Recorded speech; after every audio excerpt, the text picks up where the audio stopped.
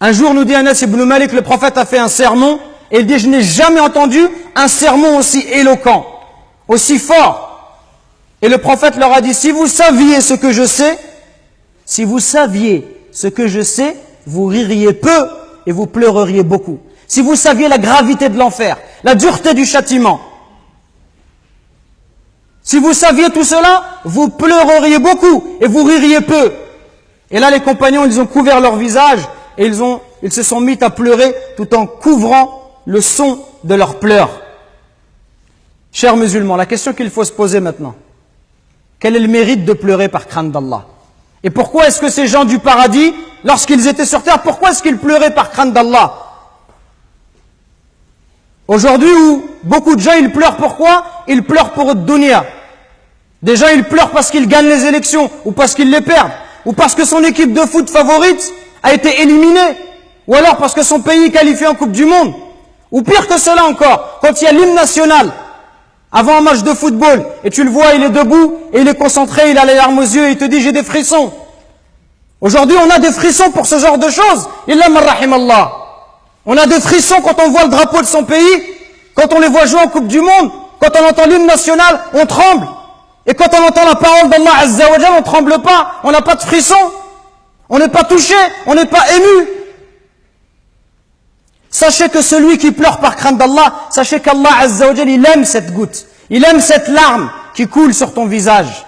Aujourd'hui, la vie d'ici-bas, elle prend trop de place. On aime trop de dunya, on aime trop l'argent. Au point où même quand on fait la prière, avant la prière, pendant la prière, après la prière, on pense qu'à l'argent. Les commerçants, ils pensent à leur business. Est-ce qu'ils tournent, est-ce qu'ils ne tournent pas?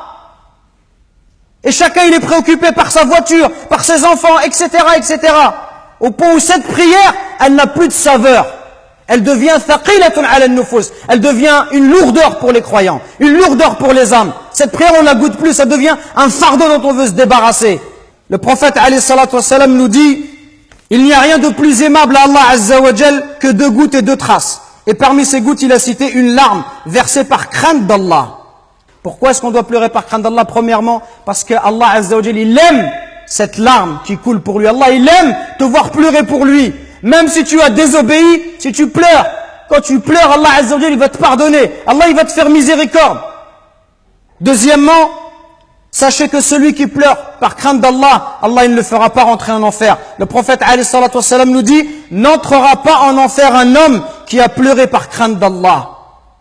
Troisièmement, sachez que le jour de la résurrection, ce jour terrible, où tout le monde sera nu, incirconcis, exposé à la chaleur du soleil, ce jour-là, 7 catégories de personnes seront protégées sous l'ombre d'Allah. Le jour où il n'y aura pas d'autre ombre que la sienne. Et parmi ces catégories, le hadith du prophète alayhi salam nous dit un homme qui pensa à Dieu loin de tous les regards, qui prouve sa sincérité. Il est tout seul et il pense à la création d'Allah. Il voit la grandeur des cieux, de la terre, la grandeur des montagnes. Il voit la perfection de la création d'Allah Azza wa Jal. Il pense à tout ça. Il pense à sa vie misérable. Il pense à sa faiblesse. Il pense au fait que si Allah ne le guide pas, tout seul, il ne peut pas trouver le droit chemin. Il a peur du châtiment de l'enfer. Il espère la récompense d'Allah. Il espère voir le prophète alayhi salatu wassalam au paradis. Il espère qu'Allah lui efface tous ses péchés.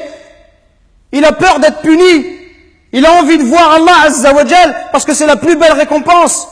Celui-là qui est tout seul, par sincérité envers Allah, et il se met à pleurer, Allah Azza wa Jal, il a pris l'engagement de le protéger. Donc ne soyez pas désespérés, la porte du repentir, la porte de la miséricorde, elle est grande ouverte, mais prenons cette voie-là et détachons-nous de la vie d'ici-bas. Détachons-nous de la vie d'ici-bas, arrêtons systématiquement de parler de dunya et notamment de football. Parce que beaucoup de jeunes, ils sont éprouvés par ça. Dès qu'ils sont à la mosquée, à l'extérieur, la seule discussion qu'ils ont, c'est le football. Et rien d'autre. Pas une seule fois tu les entends parler d'Allah. Pas une seule fois tu les entends parler d'un verset coranique. Pas une seule fois d'un hadith. Toujours et la même chose, le football, le football. C'est Shaitan qui nous a dressé ce filet. Comme un pêcheur qui jette son filet à la mer. Shaitan, par ses loisirs, ses divertissements qui sont extrêmement nombreux dans la société de consommation dans laquelle nous vivons, il cherche à dissiper et à éloigner le serviteur d'Allah Azza wa Jal. Et il le préoccupe. Certains par le football, d'autres par la musique, d'autres par autre chose. Au point où le serviteur, il n'a dans son cœur que l'amour de ces choses-là.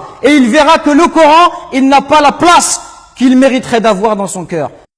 Nous récoltons vos dons pour pour la construction d'une nouvelle mosquée à Longjumeau. Walillahi alhamd. Barakallahu fikum, qu'Allah il accepte ces dons de votre part. Et continuons, Inch'Allah. Et bi'idhnillah, dans pas longtemps, on espère avoir de bonnes nouvelles. Qumu ila salatikum yarhamni wa yarhamkumullah.